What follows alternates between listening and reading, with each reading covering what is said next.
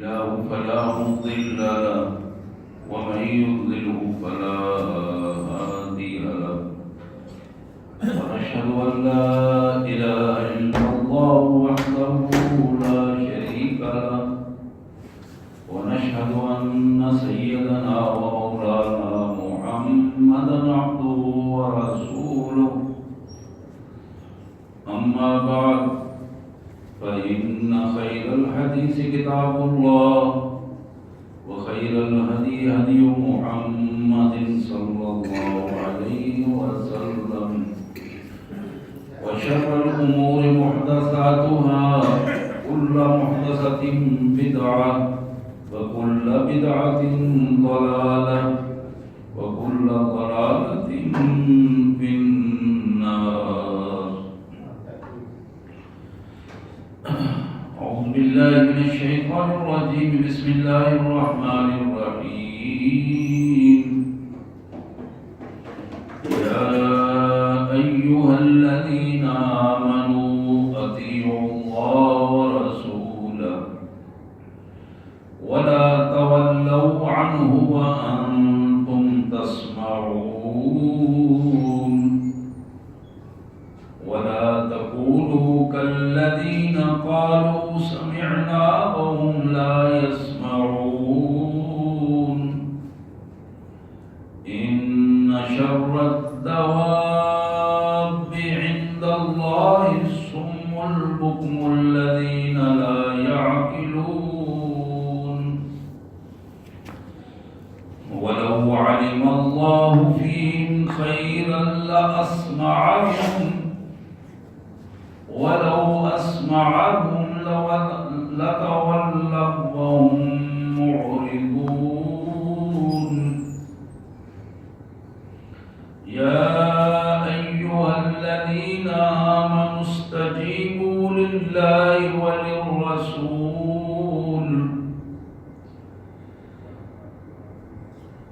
وللرسول إذا دعاكم لما يحييكم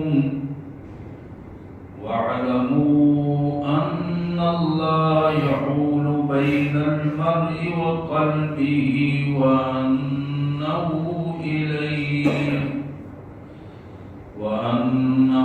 إليه تحشرون.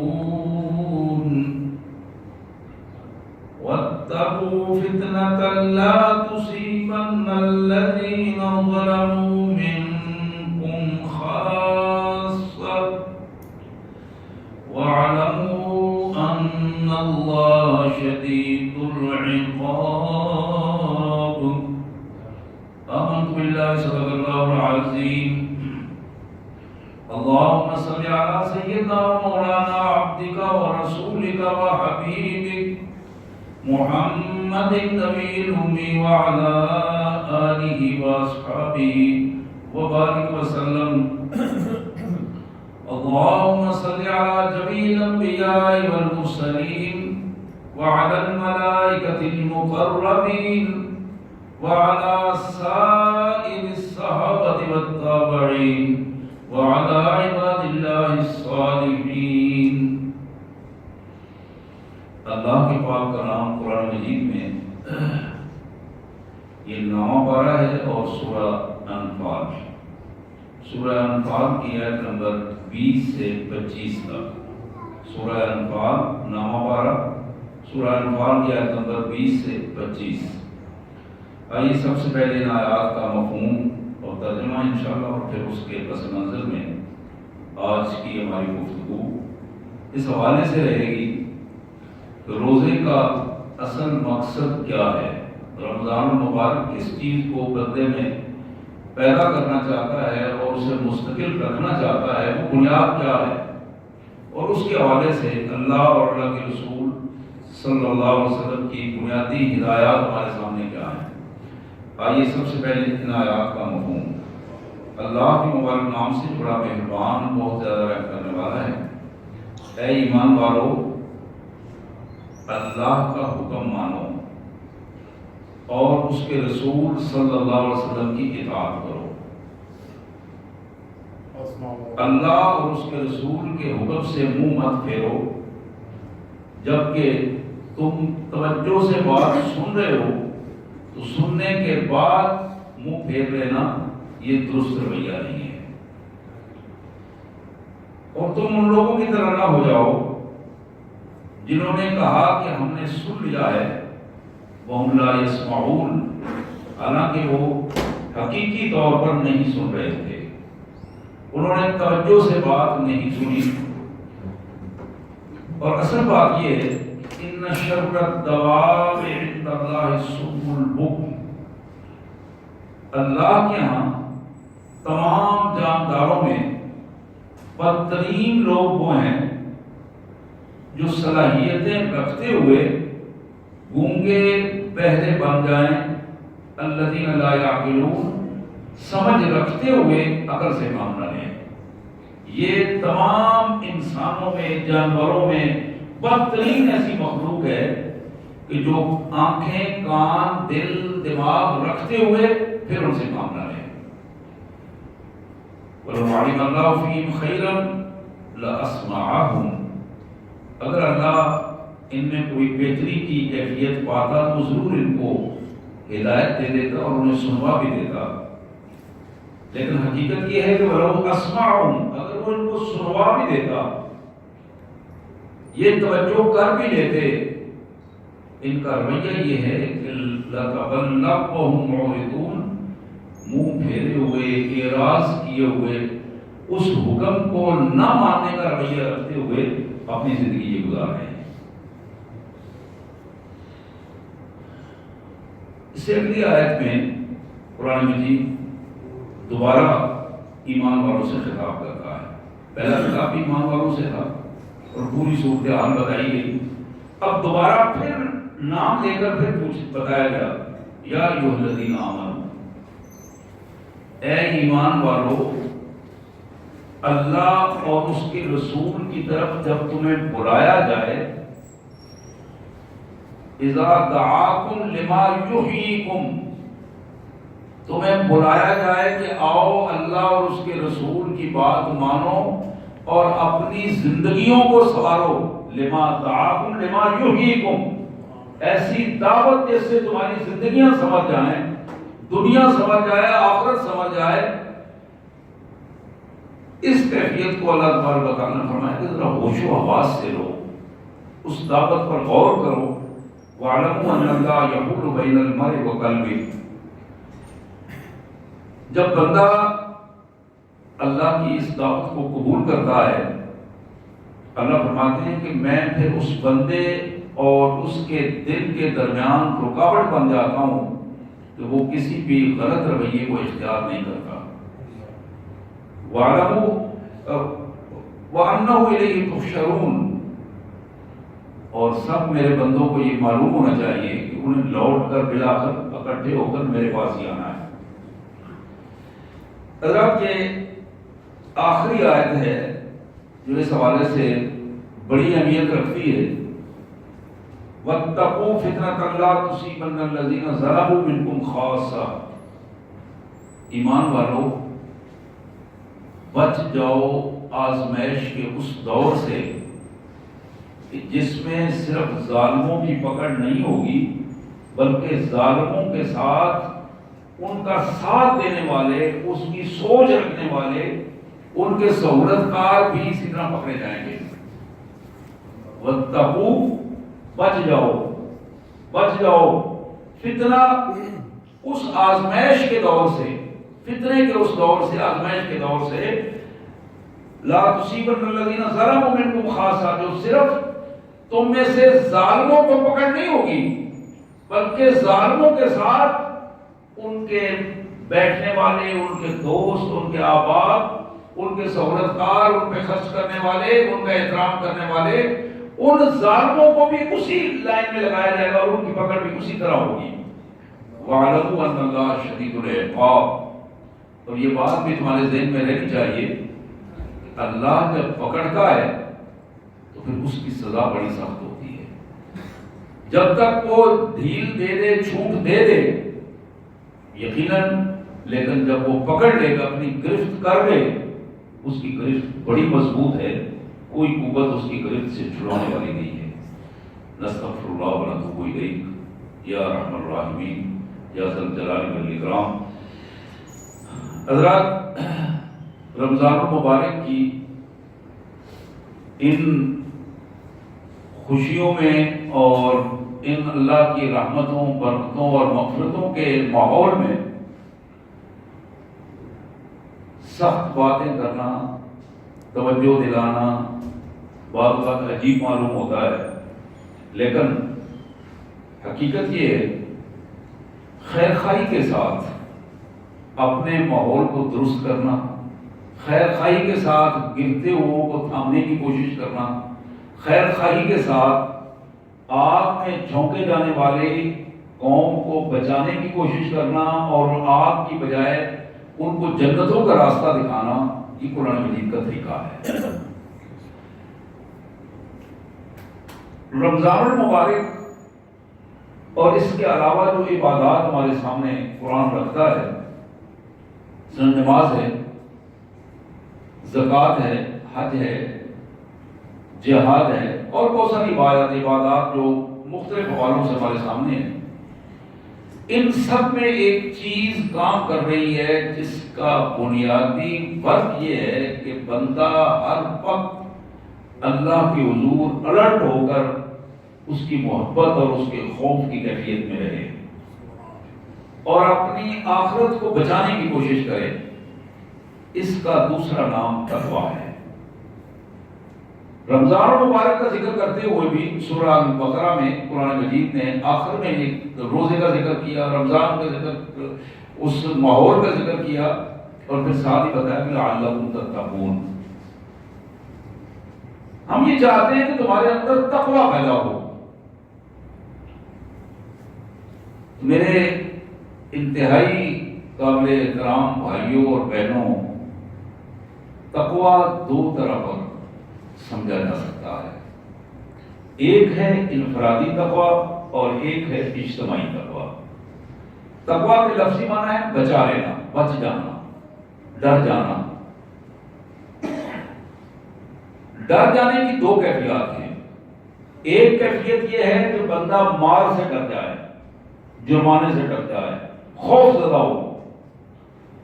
دوسری ڈر جانے کی پوزیشن یہ ہوتی ہے کہ بندہ یہ سمجھے کہ میرا جو سہولتیں ہیں مجھ سے وہ چھن جائیں گی، یہ بھی ڈر ہے۔ میرا جس کائنات کے مالک سے تعلق ہے وہ تعلق ٹوٹ جائے گا، کمزور پڑ جائے گا۔ میرا اپنے قائد محترم محمد کریم صلی اللہ علیہ وسلم سے جو رابطہ ہے، میری تقوی کی کیفیت جب خراب ہوگی تو وہ رابطہ خراب ہو جائے گا، ٹوٹ جائے گا، محمد رسول اللہ صلی اللہ علیہ وسلم سے تعلق کمزور پڑ جائے گا۔ حضرات، یہ جو انفرادی تقویٰ ہے یہ بنیادی چیز ہے۔ اجتماعی تقویٰ اس پر انحصار ہے اس کا۔ بندہ اگر ذاتی طور پر اس کا دل و دماغ درست نہ ہو، سوچ درست نہ ہو، اس کی اپنی نظریں ٹھیک نہ ہوں، زبان ٹھیک نہ ہو، اس کی سماعتیں درست کام نہ کر رہی ہوں، دل و دماغ کے فیصلے صحیح نہ ہو رہے ہوں، تو پھر اس کا انفرادی تقویٰ تباہ ہو گیا ہے۔ اگرچہ وہ ظاہری طور پر ساری عبادات کیوں نہ کر رہا ہو۔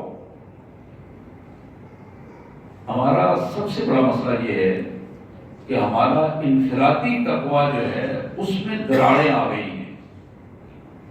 ہوتا یہ تھا کہ پہلی قوموں میں انفرادی طور پر لوگ بڑے مضبوط کردار کے ہوتے تھے، اجتماعی طور پر کمزوریاں آتی تھیں، اجتماعی ماحول میں کمزوریاں آتی تھیں، اور پھر اجتماعی ماحول کی کمزوریاں مسلمانوں کی امت دور کرتی تھی، تنظیمیں دور کرتی تھیں، اور وہ مل جل کے تقویٰ کا ماحول بناتے تھے، اور اس میں آگے ایک ماحول جو ہے وہ اسلامی ماحول ترتیب پاتا تھا۔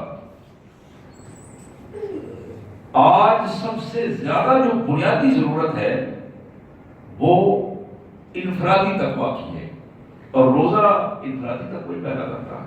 میں اس کی مثال آپ کے سامنے رکھوں گا۔ ایک بندہ مومن نے روزہ رکھا سحری کے وقت، دھوپ چڑھی اور اس دھوپ میں اسے گرمی لگی، وہ نہانے کے لیے گیا، غسل خانے میں اکیلا ہے، اسے کوئی نہیں دیکھ رہا، لیکن وہ پانی پی نہیں رہا، پیاس لگی ہوئی ہے اسے، بلکہ منہ میں کلی کرتا ہے، غرارہ تک نہیں کرتا ہے اس ڈر سے کہ پانی اندر نہ چلا جائے۔ یہ تقویٰ ہے، یہ خوف ہے، یہ محبت ہے اس کی جس کی وجہ سے یہ ہو رہا ہے، جس نے یہ بات کہہ دی ہے کہ الصوم لی وانا اجزی بہ، روزہ تو میرے لیے رکھا جاتا ہے اور اس کی جزا میں خود ہوں۔ یہ اس کا تقویٰ ہے جو بندہ بالکل اکیلا جسے کوئی نہیں دیکھ رہا، لیکن اپنے اندر ایک کیفیت ایسی پاتا ہے کہ وہ کیفیت اس پر کنٹرول کر لیتی ہے، اور وہ قطعاً کھانے پینے کے سلسلے میں اپنے آپ کو محتاط رکھتا ہے۔ حضرات، یہ ایک پہلو ہے تقویٰ کا، ایک پہلو انفرادی تقویٰ کا دوسرا بھی ہے۔ وہی بندہ جو غسل خانے میں، اپنے گھر میں، ٹھنڈے ماحول میں، اپنے گھر کے کمرے میں جہاں سے کوئی نہیں دیکھ رہا، وہاں محتاط ہے، وہی بندہ جب اپنے دکان پر بیٹھا ہوتا ہے تو پھر دوسرے پر ظلم کرتے ہوئے اسے کوئی چیز نہیں روکتی، دفتر میں بیٹھا ہوتا ہے، رشوت لینے سے اس کے ہاتھ روکتے نہیں، کسی پر غلط فیصلہ مسلط کرنے میں ہاتھ روکتے نہیں ہیں، اپنا سٹیٹس بنا کر دوسروں کے سامنے پیش کرنے میں اس کا رویہ تبدیل نہیں ہوتا۔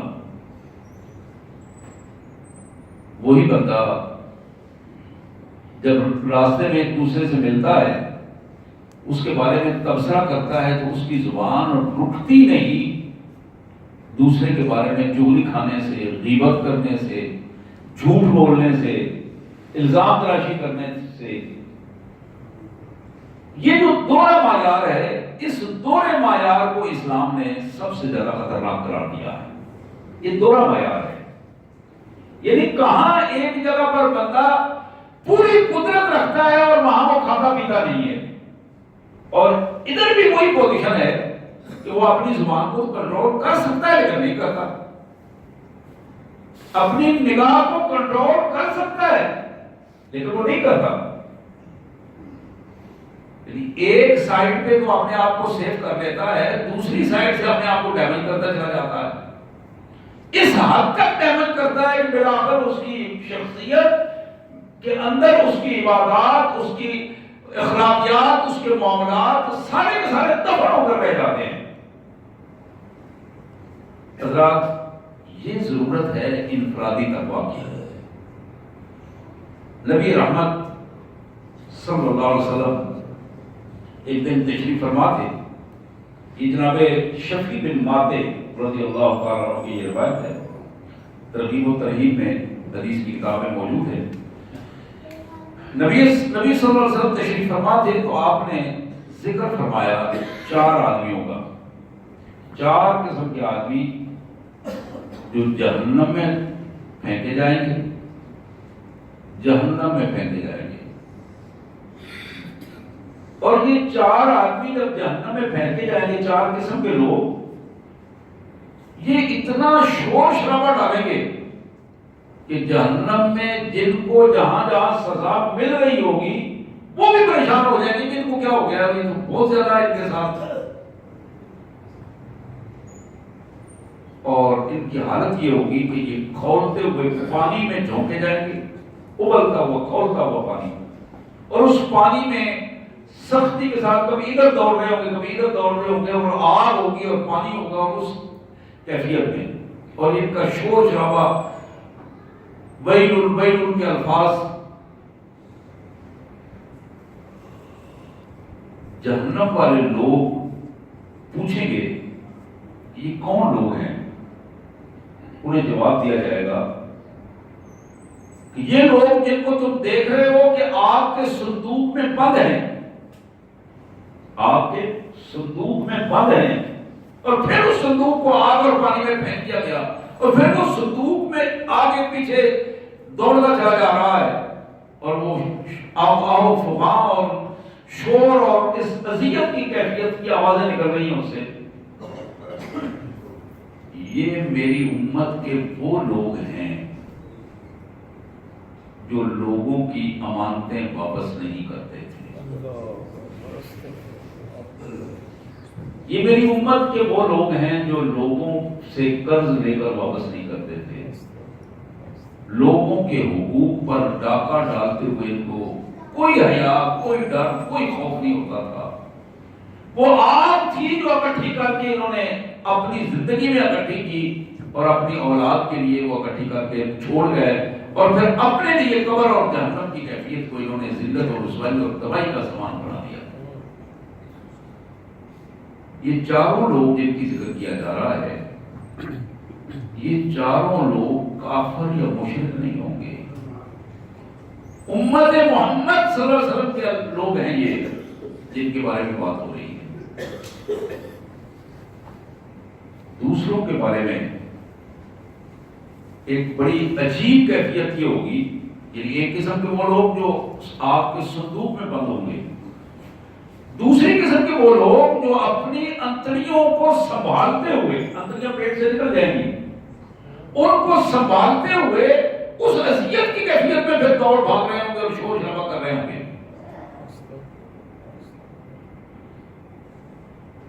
ان کے بارے میں یہ بتایا جائے گا کہ یہ وہ لوگ ہیں، میری امت کے وہ لوگ ہیں جو اپنی صفائی کا خیال نہیں رکھتے تھے، پیشاب کے قطرے ان کے کپڑوں اور جسم پر لگ جاتے تھے اور ان کو پرواہ نہیں ہوتی تھی، پاکیزگی کا خیال نہیں رکھتے تھے۔ یہ میری امت کے وہ لوگ ہیں۔ تیسرا وہ افراد جو وہاں ہوں گے، ان کے منہ سے خون اور پیپ بہہ رہی ہوگی، منہ سے خون اور پیپ بہہ رہی ہوگی۔ بتایا جائے گا کہ میری امت کے وہ لوگ ہیں جو بظاہر تو بہت اچھے محسوس ہوتے معاشرے میں، لیکن جس محفل میں بیٹھتے نجی محفلوں میں گندی باتیں کرتے تھے، فحش باتیں کرتے تھے، جنسی باتیں کرتے تھے، اور لوگوں کو اس کی طرف لے کر آتے تھے، دوست احباب میں بے حیائی پھیلانے کا سبب بنتے تھے۔ آج اللہ نے ان کو وہی بے حیائی، وہی گندگی، اس کو خون اور پیپ کی صورت میں ان کے منہ سے نکال رہا ہے۔ حضرات، چوتھی قسم کے وہ لوگ اللہ کے رسول صلی اللہ علیہ وسلم نے فرمایا جو خود اپنے جسم کو کاٹ کر اپنا گوشت کھا رہے ہوں گے، اپنے ہی جسم کو کاٹ رہے ہوں گے اور اپنا ہی گوشت کھا رہے ہوں گے، اور پھر آگ اور کھولتے ہوئے پانی میں ان کی فغاں اور ان کی اذیتیں۔ بتایا جائے گا کہ یہ میری امت کے وہ لوگ ہیں جو دوسروں کی غیبت کرنے سے باز نہیں آتے تھے، دوسروں کو ڈی گریڈ کرنے کی ذہن میں ہمیشہ یہ رہتا تھا یہ بندہ، اس کو تھوڑا پیچھے کرو، اس کی جگہ پہ فلاں کو آگے کر دو، فلاں کو پیچھے کر دو، ماحول بنا دو، چغلیوں کا ماحول بنا دو، ادھر سے سنی ادھر کی، ادھر سے سنی ادھر کی، لگائی بجھائی کی پوزیشن میں رہتے تھے۔ آج وہ اس طرح قابو آئے ہیں کہ خود اپنے ہی جسم کا گوشت کاٹ کاٹ کر وہ خود کھا رہے ہیں، جس کو سورہ حجرات میں قرآن نے بتایا أَيُحِبُّ أَحَدُكُمْ أَن يَأْكُلَ لَحْمَ أَخِيهِ مَيْتًا فَكَرِهْتُمُوهُ۔ تمہیں کون پسند کرتا ہے کہ وہ اپنے مردہ بھائی کا گوشت کھائے؟ یقیناً تم اسے ناپسند کرتے ہو۔ اللہ تعالیٰ نے فرمایا کہ غیبت سے باز آ جاؤ۔ حضرات، یہ حدیث مبارک جو میں نے آپ کے سامنے رکھی، یقین کیجئے ہمارے لیے بہت بڑا جو انفرادی تقوی کا راستہ ہے وہ ہمیں بتاتا ہے کہ یہ انفرادی تقوی کو کون سی چیزیں ڈیمیج کرتی ہیں۔ امانتوں کی حفاظت کرنا، دوسروں کے حقوق کو کا محافظ بن جانا، دوسروں کے لیے اپنے دل میں عزت و احترام کی کیفیت رکھنا، اسی طرح اپنی صفائی رکھنا، باوضو رہنا، طہارت کرتے وقت پوری احتیاط کرنا کہ آدمی گندگی کے ساتھ نہ چلتا پھرے. پھر اسی کیفیت کو اپنی زبان کو کنٹرول کرنا کہ اس سے کوئی گندی بات منہ سے نہ نکل جائے, کوئی بے حیائی کی بات منہ سے نہ نکلے. جتنا کھلا ماحول بھی کیوں نہ ہو, یاروں دوستوں میں جس انداز میں بندہ کیوں نہ بیٹھا ہو, اس کے ذہن میں یہ بات رہے کہ میرا پورا ریکارڈ بن رہا ہے, جو میں منہ سے بات نکالوں گا کل اس کا مجھے جواب دینا ہوگا. حضرات, ترمذی کے ایک حدیث مبارک جناب ابو سعید خدری رضی اللہ تعالیٰ عنہ کے حوالے سے نبی محترم صلی اللہ علیہ وسلم نے فرمایا, اذا اصبح ابن آدم فإن الأعضاء كلها تكفر اللسان. صبح کے وقت جب آدمی صبح کرتا ہے, صبح کے وقت جسم کے سارے اعضاء, انسان کے جسم کے سارے اعضاء مل کر زبان کا ترلا منت کرتے ہیں. تو کفر الاعضاء, اس عاجزی کے ساتھ اس کو درخواست کرتے ہیں زبان سے, فتقول اتق اللہ فینا, ہمارے بارے میں اللہ سے ڈر جاؤ. زبان کو کہتے ہیں کہ ہاتھ پاؤں آنکھیں منہ ناک, زبان سے کہتے ہیں کہ تم ڈر جاؤ, اللہ سے ڈر جاؤ ہمارے حوالے سے. فَإِنَّا نَحْنُ بِكَ فَإِنِ اسْتَقَمْتَ اسْتَقَمْنَا وَإِنْ أَحْوَيْتَ أَحْوَجْنَا. تم اگر درست رہی تو ہم بھی ٹھیک رہیں گے, لیکن اگر تم نے ٹیڑھا پن کا راستہ اختیار کیا تو ہم بھی ٹیڑھے ہو جائیں گے. اس لیے ہم تم سے درخواست کرتے ہیں کہ تم اپنے آپ کو کنٹرول میں رکھو. اپنی انفرادی تقوی کا ایک کمال نمونہ ہے. اسی کیفیت کو محمد کریم صلی اللہ علیہ وسلم نے ہمارے سامنے اس انداز میں بھی رکھا ہے. اللہ کے رسول صلی اللہ علیہ وسلم سے پوچھا گیا, ایک حدیث میں الفاظ آتے ہیں کہ رسول اللہ صلی اللہ علیہ وسلم سے پوچھا گیا کہ وہ خاتون, بوڑھی خاتون رات بھر جاگتی ہے, نوافل پڑھتی ہے. میں اپنی ماؤں بہنوں بیٹیوں کو خصوصی اس حدیث پر متوجہ کروں گا, آپ بھی اس پہ توجہ دیجیے. پوچھا گیا اللہ کے رسول صلی اللہ علیہ وسلم یہ ارشاد فرمائیے کہ وہ مائی اماں جی جو رات بھر عبادت کرتی ہیں, دل کو قرآن شریف پڑھتے رہتے ہیں, کیا وہ جنتی ہیں؟ سوال اصل میں یہ تھا, کیا وہ جنتی ہیں؟ محمد کریم صلی اللہ علیہ وسلم نے ارشاد فرمایا, اس اماں کے جہنم میں جانے کے لیے یہی بات کافی ہے کہ وہ اپنے پڑوسیوں اور رشتہ داروں سے بدتمیزی اور بد اخلاقی کا مظاہرہ کرے. اس جملے پہ ذرا غور کیجیے. رات بھر اللہ کی حضور عبادت کرنے والی وہ ماں, وہ بزرگ خاتون, کہ بزرگ خاتون اور ماں کا چونکہ سوال اس طرح کیا جائے, ورنہ تو جو بھی خاتون ہو, جو بھی مرد ہو, اگر اس کا رویہ اپنے رشتہ داروں سے, دوستوں سے, اپنے قریبی پڑوسیوں سے بدتمیزی کا رویہ ہے, ظلم کا رویہ ہے, بد اخلاقی کا رویہ ہے, یہ رویہ اس کو جہنم میں جانے کے لیے اس راستہ اس کا ہموار کر دے گا. تو حضرات, اس حوالے سے بھی ہمارے ذہن میں یہ بات رہنی چاہیے کہ انفرادی تقویٰ کس طرح ہمارے دلوں میں اور ہمارے کردار میں پیدا ہوگا. روزہ تو ہم نے رکھ لیا اور مسجد میں صف ڈیڑھ صف نمازیوں کی بھی رات کے ٹائم ہو جاتی ہے, وہ جو پوری اس آبادی کی نمائندگی کر رہی ہوتی ہے. یہ ساری باتیں اپنی جگہ پر, تو کیا ہم نے اپنے اندر کو بھی تبدیل کرنے کی کوشش کی ہے؟ کیا نظروں کی بے حیائی میں حیاداری پیدا ہوئی؟ کیا دل و دماغ کے فیصلوں میں کوئی تبدیلی آئی؟ کیا پہلے جو کچھ ہم اللہ کی نافرمانی میں سنتے تھے، اس کو ہم نے آف کر دیا کہ آئندہ اس کو ہم نہیں سنیں گے اور اللہ سے معافی مانگ رہے ہیں۔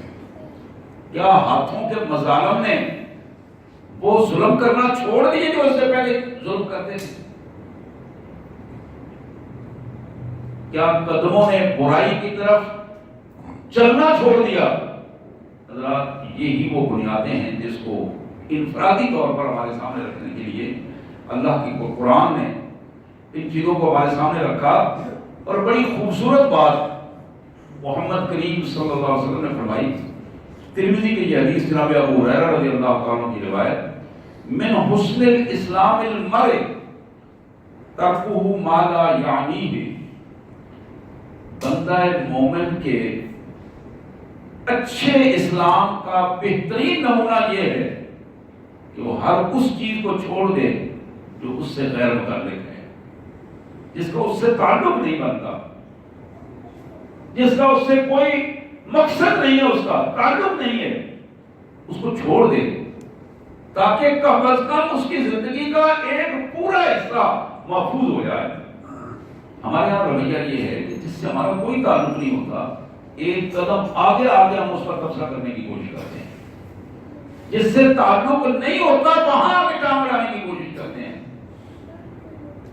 اور یہ رویہ کہ لا یعنی چیزوں کو چھوڑ دیا جائے اور بندہ بات کرے تو مقصد کی بات کرے، دیکھے تو مقصد کے حوالے سے دیکھے، سنے تو مقصد کو سامنے رکھ کے سنے، اپنے مقاصد کو اگر سامنے رکھا جائے تو بلا مقصد جو چیزیں ہیں ان کو اگر ہم چھوڑ دیں تو آدھے سے زیادہ زندگی کی کیفیت جو ہے وہ ہماری کنٹرول میں آ جاتی ہے۔ اور پھر دارمی کی حدیث جناب عمار رضی اللہ تعالیٰ عنہ کی یہ روایت، من کان ذا وجہین فی الدنیا کان لہ یوم القیامت لسانان من نار۔ دنیا میں بھی رہتے ہوئے اکثر یہ ایک دوسرے سے سنا جاتا ہے، یار سب کو خوش رکھنے کی کوشش کرو، سب کو خوش رکھنے کی کوشش کرو، یہ سوچنے کی ضرورت نہیں کہ سچا کون ہے یہ جھوٹا کون ہے، غلط رویہ کس کا ہے اور برا رویہ کس کا ہے اور اچھا رویہ کس کا ہے، جو کرتا ہے کرنے دو اس کو۔ ایسا بندہ جو ایک نئے چہرے کے ساتھ ہر بندے سے ملتا ہے، ذن و ذہن ڈبل چہرے والا، یہاں کے بعد اور کیا، دوسرے سے اور کیے، تیسرے سے اور کیے، چوتھے سے اور کیے، ایسا منافقانہ رویہ رکھنے والا آدمی، اللہ کے رسول صلی اللہ علیہ وسلم نے فرمایا قیامت کے دن اس کو آگ کی لگامیں دی جائیں گی اور 2 لگامیں دی جائیں گی، اس کے ڈبل چہرے والا ہونے کی وجہ سے آگ کی لگام دے کر اس کی اس زبان کو روکا جائے گا، اس کے چہرے کو اس طرح داغا جائے گا آگ کی اس لگام سے جو اس کو زبان آگ کی دی جائے گی۔ حضرات، حقیقت یہ ہے اگر ہم پوری سنجیدگی کے ساتھ اپنے آپ کو درست کرنا چاہیں اور واقعی اپنی اس زندگی کو ہم عارضی زندگی سمجھیں اور آزمائش کی زندگی سمجھیں، تو اس آزمائش کے اس سرزمین پر جہاں ہمارے قدم ہیں اور ہم کھڑے ہیں، ہمیں پوری سنجیدگی کے ساتھ اس کا فیصلہ کرنا ہے، اور وہ فیصلہ صرف ایک ہے کہ کل جب آپ اپنے اللہ کے حضور جائیں تو ہماری چوری میں کیا ہو۔ یا ایھا الذین آمنوا اتقوا اللہ ولتنظر نفس ما قدمت لغد، ایمان والوں اس پہ غور کرو کہ کل کے لیے اپنے اللہ کے حضور کیا بھیج رہے ہو، کیا بھیج رہے ہو۔ کل جب اللہ کے حضور جاؤ گے تمہاری جھولی میں دامن میں کیا ہوگا، اس اللہ سے ڈر جاؤ، تمہاری ہر حرکت کو بڑی باریک بینی سے دیکھ رہا ہے۔ نبی محترم صلی اللہ علیہ وسلم نے کی حدیث جو مشکات میں آتی ہے، جناب عبداللہ بن مسعود رضی اللہ تعالی عنہ کے حوالے سے، لیس المؤمن بالطعان ولا اللعان ولا الفواحش ولا الفاحش ولا البذیء، اللہ کے رسول صلی اللہ علیہ وسلم نے فرمایا ایمان والا بندہ نہ تو تانے دینے والا ہوتا ہے کہ دوسروں کو تانے دیتے رہے. تانا کیا ہے؟ دوسرے کو اپنے سے کم تر سمجھتے ہوئے اس کے لباس پر تان زنی، اس کی شخصیت پر تان زنی، اس کے خاندان پر تان زنی، اس کے کاروبار پر تان، جس سے دوسرے کو زج کیا جا سکے، اس کو تانا کہا جاتا ہے. مومن ایسا بندہ نہیں ہوتا کہ دوسرے کو اپنے سے کم تر سمجھتے ہوئے اسے زج کرنے کی کوشش کرے. اسی طرح مومن لعنتیں ڈالنے والا نہیں ہوتا، لعان نہیں ہوتا. مومن فاحش نہیں ہوتا، بے حیا نہیں ہوتا، حیا دار ہوتا ہے. یہ جو ہمارا ان حالات جو ہمارے گزر رہے ہیں ان دنوں، میں خصوصاً نوجوان نسل میں اپنے بچوں سے یہ گزارش کروں گا، بیٹیوں سے گزارش کروں گا کہ اپنی زبانوں کو، نظروں کو کنٹرول کریں. جسے ہم آؤٹ سپوکن کہتے ہیں کہ کھل کے بات کر دینا، جو بات دل میں آئی بات کر دینا، یہ رویہ بڑا خطرناک رویہ ہے، بڑے خطرناک رویہ ہے. یہ وہ چیز ہے جو خاندانوں کو برباد کر رہی ہے، یہ وہ چیز ہے جو فیملیوں کو، گھروں میں تباہی لا رہی ہے. ہمارے روزے کا ایک سبق یہ بھی ہے کہ ہم اپنے اس پورے جسم کو حدود سکھائیں، حدود میں رہنا سکھائیں. ہماری نظریں حدود میں رہیں، زبان حدود میں رہے. اور آج کی نوجوان نسل کو میڈیا نے جو سب سے بدترین چیز سکھائی ہے وہ زبان اور نظر کی بے حیائی کی کیفیت ہے. زبان کو کھل کے بولنا، بولو جہاں جو تمہارا جو بھی دل میں آتا ہے وہ کہو. یہ رویہ اسلام نے نہیں سکھایا. محمد رسول اللہ صلی اللہ علیہ وسلم نے فرمایا کہ ایک چیز تمہارے ذہن میں آتی ہے اور ساتھ ہی کہ تم سمجھتے ہو کہ تمہاری اس بات سے دوسرے کو تکلیف ہوگی، اس بات سے فتنہ پیدا ہوگا، تو پھر اس فتنے والی بات سے بچ جاؤ. اگر وہ بات کرنا ضروری ہے، اچھے وقت کا انتظار کرو، کسی اچھے وقت میں اس بات کو رکھو اور اچھے سلیقے سے رکھو. گھروں میں ماں باپ کا احترام، بات کرتے ہوئے نظروں کا نیچے ہونا، یہ ہمارا مشرقی شاعر اور اسلامی شاعر میں یہ چیز شامل تھی. آج ہمیں جو دوسرے غیر مسلم کلچر ہے، انہوں نے جو کلچر سکھایا ہے کہ آنکھوں میں آنکھیں ڈال کر بات کرو، آئی کنٹیکٹ سے بات کرو، یہ بے حیائی کا پہلا راستہ ہے. بے حیائی کا پہلا راستہ ہے کہ آنکھوں میں آنکھیں ڈال کر بات کرو. اسلام اس کا درس نہیں دیتا. اسلام ادب اور حیا سکھاتا ہے، اور یہی ادب اور حیا کا پہلو ہے جس کی روزہ ہمیں تعلیم دیتا ہے. محمد کریم صلی اللہ علیہ وسلم نے فرمایا کہ مومن بلند بسی، مومن ایمان والا، اور اس ایمان والے کی بچے، اس کی بچیاں زبان دراز نہیں ہوتی. اپنی زبانوں کو ہمیں کنٹرول کرنا چاہیے. آخری حدیث جو اس حوالے سے میں آپ کے سامنے رکھنا چاہوں گا اور اس کے بعد اپنی بات سمیٹ لوں گا. مشکات کی یہ حدیث جناب عمران بن حطام رضی اللہ تعالیٰ عنہ کے حوالے سے، وہ کہتے ہیں کہ اتیت ابا ذر فوجدته فی المسجد، میں ابو ذر رضی اللہ تعالیٰ عنہ کو ملنے کے لیے گیا تو میں نے دیکھا کہ وہ مسجد میں بیٹھے ہوئے ہیں، محتبساً بکساء اسود وحدہ، کالی چادر لی ہوئی تھی اوپر سے اور اس کو اچھی طرح لپیٹ کر ایک سائڈ پہ بیٹھے ہوئے تھے. فقلت یا ابا ذر ما هذه الوحدہ، تو میں نے قریب جا کے پوچھا ابو ذر کیا بات ہے، اکیلے ہو کے سب سے الگ تھلگ بیٹھے ہو. فقال سمعت رسول اللہ صلی اللہ علیہ وسلم، کہنے لگے میں نے اللہ کے رسول صلی اللہ علیہ وسلم سے سنا ہے الوحدۃ خیر من جلیس السوء،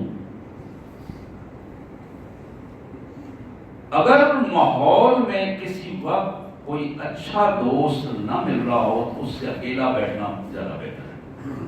الوحدۃ خیر من جلیس السوء، برے دوست سے اکیلا بیٹھنا زیادہ بہتر ہے. پھر بتایا کہ میرے پیارے آقا صلی اللہ علیہ وسلم نے فرمایا بل جلیس الصالح خیر من الوحدہ، اور اچھا دوست اکیلے رہنے سے زیادہ بہتر ہے. اچھے دوست کے ساتھ بیٹھا جائے. اور اچھا دوست کون ہے؟ جو جس کے ساتھ ملیں اللہ اور اللہ کے رسول کی باتیں یاد آئیں، دین کی بات ہو، اصلاح کی بات ہو. وَإِمْلَأُ الْخَيْرِ وَأَمْلَأُ الْخَيْرِ خَيْرٌ مِنَ السُّكُوتِ. نیکی کی طرف بڑھنا چپ رہنے سے بہتر ہے. نیکی کی بات کرنا چپ رہنے سے بہتر ہے. وَالسُّكُوتُ خَيْرٌ مِنْ إِبْلَاغِ السُّوءِ. اور بری طرف بری بات کرنا، بری طرف قدم بڑھانا، اس سے بہتر ہے بندہ خاموش ہو جائے. آج کی جو ساری گفتگو اس حوالے سے میں نے آپ کے سامنے رکھی، اس کا بنیادی مقصد یہ ہے کہ ہمیں روزے کے نظم و ضبط اور حدود کا پتہ ہو اور ہمارے اندر انفرادی تقویٰ پیدا ہو. جب انفرادی تقویٰ پیدا ہوگا، اللہ کا خوف، اللہ کی محبت پیدا ہوگی، انشاءاللہ پھر اجتماعی تقوی کا ماحول بنے گا. میں اللہ سے دعا گو ہوں کہ اللہ تبارک و تعالیٰ ہمارے رمضان المبارک کی روزوں اور عبادتوں کو قبول فرمائے اور ہمیں توفیق عطا فرمائے کہ ہم پوری طرح تقویٰ کے ساتھ اپنے اللہ کے حضور حاضر ہوں اور اس میں ہماری کوتاہیوں اور غلطیوں کو معاف فرمائے. وآخر دعوانا الحمدللہ رب العالمین.